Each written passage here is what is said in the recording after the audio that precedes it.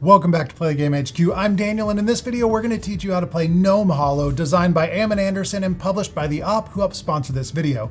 If you want to see this game in action, we also had the pleasure of having Ammon Anderson in the studio to do a full playthrough, so we'll leave a link to that below if you want to see us actually play through a full game of Gnome Hollow. In Gnome Hollow, you'll be strategically creating and claiming circles of mushrooms on the forest floor, gaining mushrooms for the circles you complete, and then selling those mushrooms at the pinwheel market.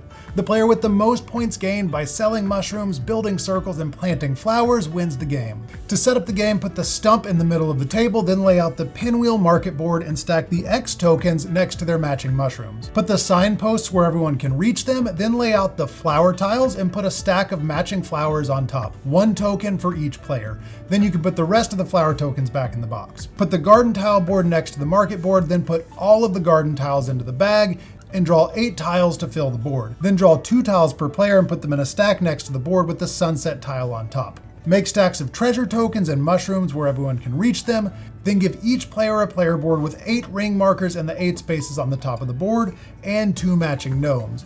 The player board has 2 sides. You have the standard side and the advanced side. Usually you'll want all players to use the same side, but you can use different sides if you want to level the playing field. Maybe if you're playing with both kids and adults, the adults could use the advanced side and the kids could use the easier side. If you're playing with 2 players, pick 2 random flower types and put their hexagon tiles back in the box. Then put those flowers in the first 2 spots on the market board. For a 2-player game, you'll also remove 1 of the X tokens from each type of mushroom except for the purple mushroom on the bottom.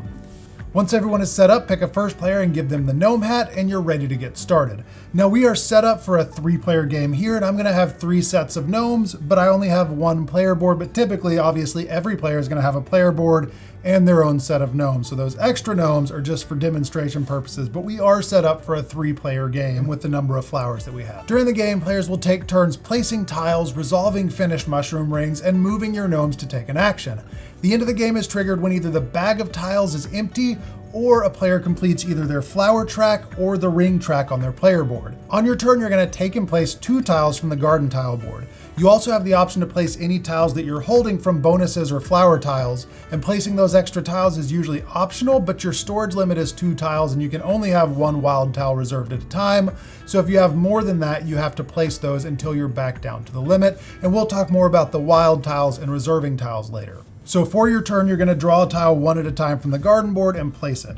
Now when you place a tile, it has to be next to an existing tile, which at the beginning of the game is just going to be the tree stump, and the paths on the tiles next to each other have to match up. So I could place this one like this or like this, but I couldn't place it like this because that causes this path to dead end into the grass. Something we haven't talked about yet, but that we will talk about later in the video, is claiming paths. At the end of your turn, you're going to be able to move your gnome and take an action, and one of those actions is to claim a path and reserve the mushrooms on that path for when the circle is completed. If, when you place a tile, you would be extending a path that's claimed by another player, for instance, either of these 2 rings with me as the blue player, you have to have permission to place that tile. If you don't have the permission of that player, then you cannot place that tile that would extend their path. Once you've placed all of your tiles, check to see if you completed any rings. Completed rings will give you bonuses, and the larger the ring, the more valuable the bonus is. And if you complete multiple rings on a turn, you'll go through this entire resolution process for each of those rings. First, collect all of the mushrooms shown in the ring that you just finished. So for this circle that I just finished, I'm going to get 2 pink mushrooms, a blue mushroom, 2 yellow mushrooms, and 1 red mushroom. If that ring is claimed by you, meaning it has your gnome on it, which this one does, you get to keep those mushrooms to sell at the market later. So I'll just put these mushrooms beside my board to save for later.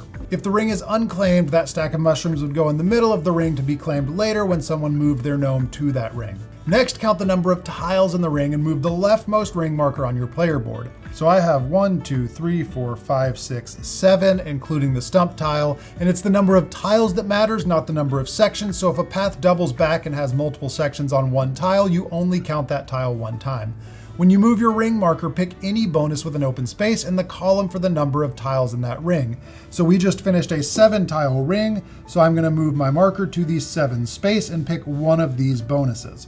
If there's no spaces available in that column, then you can't move a ring marker. So you'll want to pay attention to the size of the rings that you're making so you don't waste one. In a 3 or 4 tile ring, you don't get any bonuses, but you will score points at the end of the game for moving the ring marker. For a ring 5 tiles or larger, you have a few different bonuses to choose from. The signpost lets you place a signpost in the ring you just created, or activate a signpost that's already on the board. When you place a signpost, you also collect the mushrooms shown on the sign, so placing this signpost would give me 2 additional blue mushrooms. A tile icon lets you take a tile from the garden board and keep it next to your board to place on later rounds. The flower icon lets you take a flower from the top of the market board, but you can only collect flowers from the top of the market board, not from unclaimed flower tiles, and we'll talk about those in just a minute. The mushroom icon lets you take extra mushrooms that match any mushroom in the ring you just finished. So if I were to take this bonus, I could take 2 additional mushrooms in either pink, blue, yellow, or red. If you finish a 7 or more tile ring like I just did, you have some pretty significant bonus options. In these first 2 spaces, you get to bring down an extra ring marker and take either a signpost or a flower. And in these bottom spaces, you get to take 3 extra mushrooms from the ring you just created, plus a flower from the market, or 2 flowers from the market. If you're playing with the advanced side of the board, most of the bonuses require you to match the exact shape of the ring in order to collect the bonuses. So having just completed a 7 tile ring, I'm going to take this top bonus. I could take any, you don't have to go in order, but I'm going to take this top bonus, which lets me move an additional ring marker down and place a signpost, which we already did earlier in the example. And this is a great time to talk about wildfires because I just moved my second marker. When you move your 2nd, 4th, or 6th marker on your board, you get to take a wildflower tile, which is shown by the icon on each of those spots. When you take a wildflower tile, pick any available wildflower tile and put one of the flower tokens in the leftmost spot on the top of your board. Then put the rest of the tokens in the next open space on the flower market. Then keep the hexagon tile to place on a later turn. Wildflower tiles are wild, meaning they can go next to any tile, and wildflower tiles are the one exception to asking permission. You can place a wildflower tile in a path claimed by another player without asking their permission. If all of the tiles have been claimed, you can still take a flower from the market, but throughout the game you can only take 1 of each type of flower. You can never have 2 of the same type of flower in your player board. Once you've resolved all of your finished rings, it's time for your gnome action. Moving a gnome is optional, but you only get to take a gnome action when you move a gnome. You can't take the action from the space where they started at the beginning of your turn. There's 4 actions your gnome can take. You can claim a path, which we did here, and now that this one has been resolved, that ring doesn't have any available value, so I can move this gnome off of the path without risking that being taken by anybody. The risk of moving a gnome off of an unfinished path is that another player could claim that path and then take the mushrooms on the path that you've been building. You can also visit a signpost or go to the pinwheel market to sell the mushrooms that you've collected. To claim a path, simply move one of your gnomes onto any unclaimed path, and if you move onto a completed path that has mushrooms in the middle of it, immediately collect those mushrooms and add them to your collection. When you visit the wildflower market, pick 1 type of flower that you don't already have and add it to your player board. If there's no flowers available that you don't already have, then you can't collect a new flower because you can only have 1 of each flower type on your board.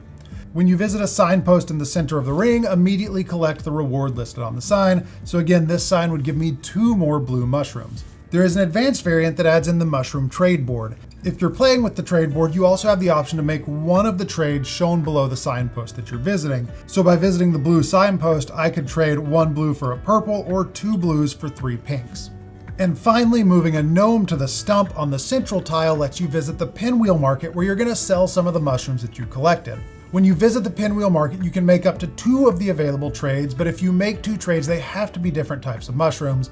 And the pinwheel market board has a row for each type of mushrooms and columns for the different quantities. When you make a trade, find the mushroom type that you want to trade and the number of mushrooms that you're selling, and that shows the value of your trade, which you'll collect in treasure tokens. So selling 5 blue mushrooms would be worth 7 points, and selling 4 pink mushrooms would be worth 5 points. So I'm going to return those mushrooms to the supply and then collect 12 points from the treasure token. So I'll take a 10-point skeleton key and a 2-point button.